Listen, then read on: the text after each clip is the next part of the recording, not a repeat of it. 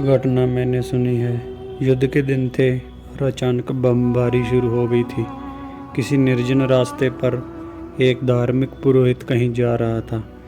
उसने जल्दी से भागकर पास में ही बनी लोमड़िया की एक गुफा में शरण ली।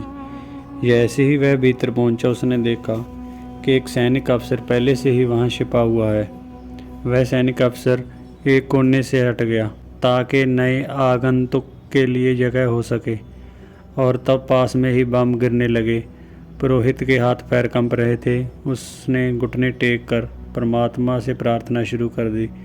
वह बहुत ज़ोर ज़ोर से प्रार्थना कर रहा था। उसने बीच में आंख उठाकर देखा तो पाया कि वह सैनिक अफसर भी उसकी भांति ज़ोर ज़ोर से प्रार्थना कर रहा है। फिर जब आक्रमण बंद हो गया तो धर्म पुरोहित ने उस सैनिक अफसर से पूछा, बंधु, मैंने देखा कि आप भी प्रार्थना कर रहे थे। वह सैनिक अफसर हंसने लगा और बोला, महानुभाव, लोमड़ियों की गुफाओं में नास्तिक कहाँ? क्या तुम भी तो भय के कारण ही भगवान की खोज नहीं कर रहे हो? क्या तुम्हारी प्रार्थनाएं भी तो भय पर ही आधारित नहीं है? स्मरण रहे कि भय पर प्रतिष्ठित धर्म सत्य धर्म नहीं है।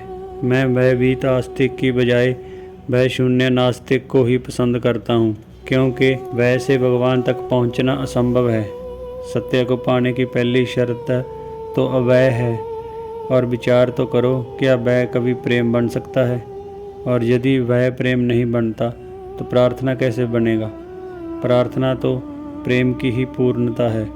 किंतु मनुष्य के द्वारा बनाए गए सभी मंदिरों की बुनियादों में भय की ईंटें हैं, और मनुष्य के द्वारा गढ़ा हुआ भगवान भय की भावनाओं से ही निर्मित है।